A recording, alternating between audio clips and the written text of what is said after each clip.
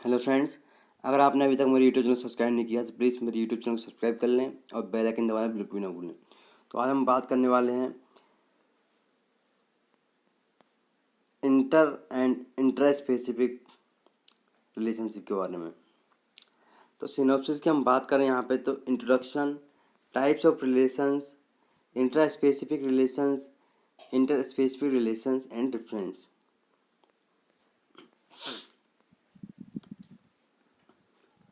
Introduction की हम बात करें यहाँ पे तो अजैविक कारकों के साथ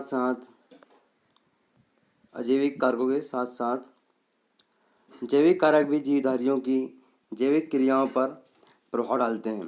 किसी भी जाति की सफलता में जैविक कारकों से कुछ विशिष्ट संबंधों के आधार पर अनुक्रियाएं करता है।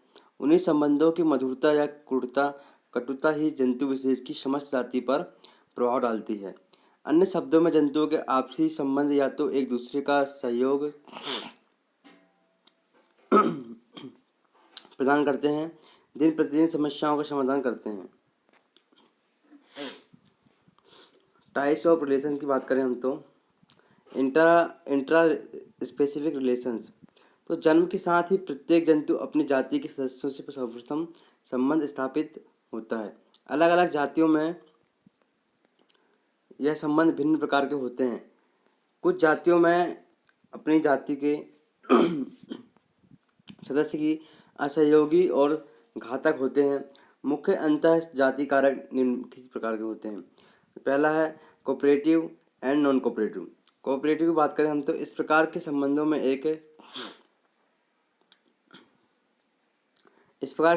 जो है एक ही प्रजाति के विभिन्न सदस्य एक दूसरे को विशेष सहयोग देकर इन्हें सफल बनाने में अपना योगदान करते हैं। यह सहयोग निवहीकरण, पैतृक संरक्षण के रूप में हो सकते हैं।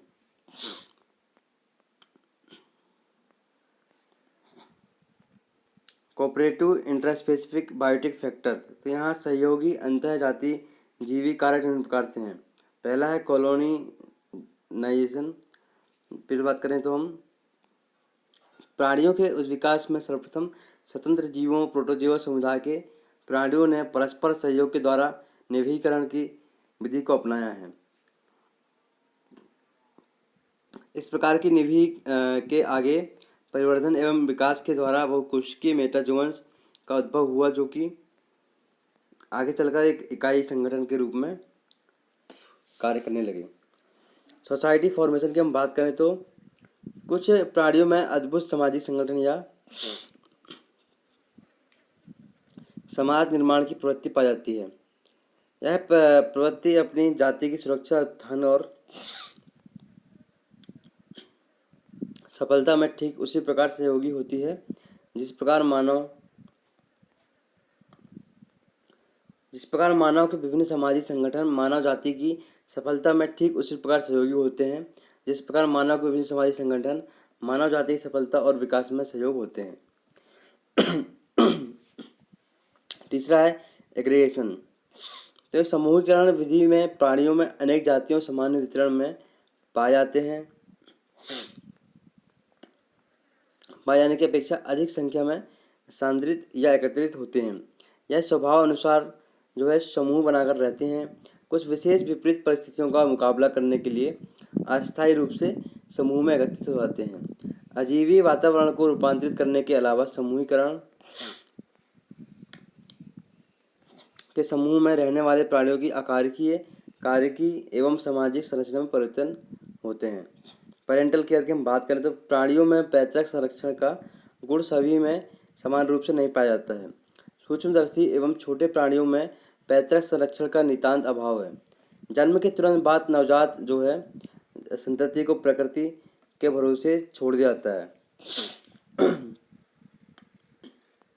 परंतु जैसे जैसे प्राणियों का आकार और संगठनात्मक स्तर बढ़ता है वैसे वैसे ही उनमें पैतृक संरक्षण भी बढ़ता है और स्तनधारी तथा पक्षियों में यह गुण सर्वाधिक विकसित रूप में पाया जाता है।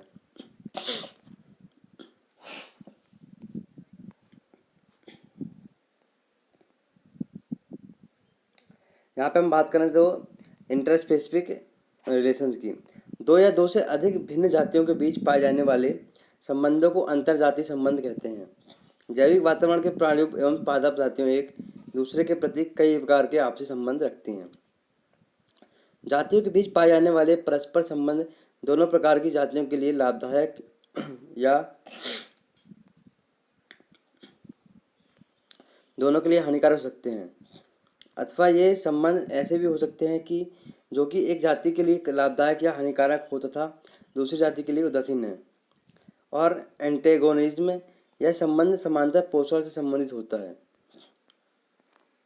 तथा नकारात्मक पारस्परिक क्रिया होता है। इस विधि से इसके अंतर्गत एक प्राणी या जीव को लाभ होता है तथा दूसरे प्राणी में या जीव को किसी न किसी प्रकार की हानि होती है।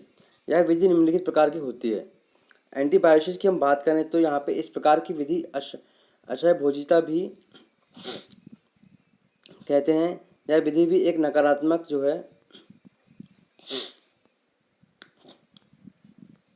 पारस्परिक क्रिया है। इस प्रकार के संबंध में एक जाति के प्राणियों के द्वारा कुछ रासायनिक पदार्थ स्रावित होते हैं जो कि एक प्रतिजीवी पदार्थ उत्पादित कर अन्य जीवों को नष्ट कर देते हैं। यह पदार्थ इन जातियों के जीवों के लिए ना तो लाभकारी होते हैं और ना ही हानिकारक होते हैं, लेकिन दूसरी जाति के लिए हानिकारक होते हैं।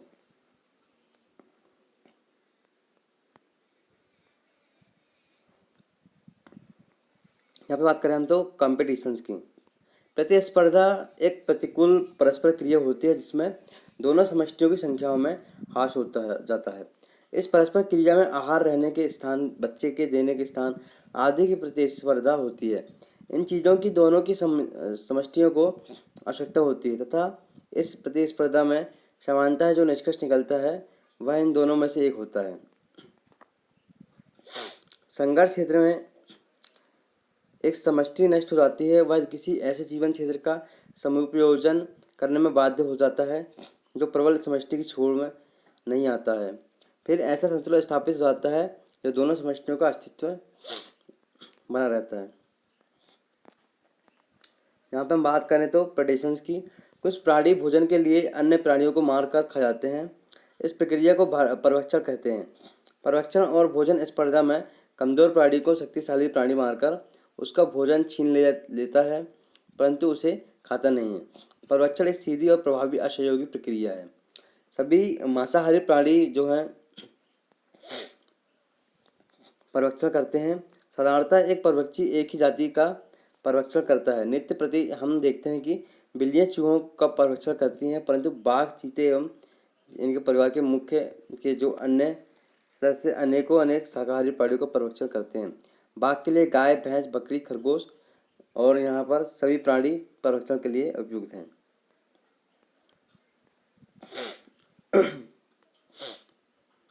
यहाँ पे हम बात करें तो पैरासिटिज्म की बात करें हम पैरासिटिज्म की बात करें तो दो जातियों एवं प्राणियों के बीच का संबंध है जिससे एक प्राणी दूसरे प्राणी पर निर्भर अपना जीवन व्यतीत करता है। जो प्राणी अपना जीवन दूसरे प्राणी पर निर्वाह करता है परजीवी कहलाता है, और जिस प्राणी पर परजीवी अपना निर्वाह करता है होस्ट कहलाता है। परजीवी एक ऐसा प्राणी होता है जो कि अपने से बड़ी तथा शक्तिशाली प्राणी से निकट एवं गहरा संबंध स्थापित करता है। परजीवी होस्ट के ऊतकों से पोषण प्राप्त करता है तथा पोषक को हानि पहुंचाता है। इससे पोषक की मृत्यु भी हो जाती है।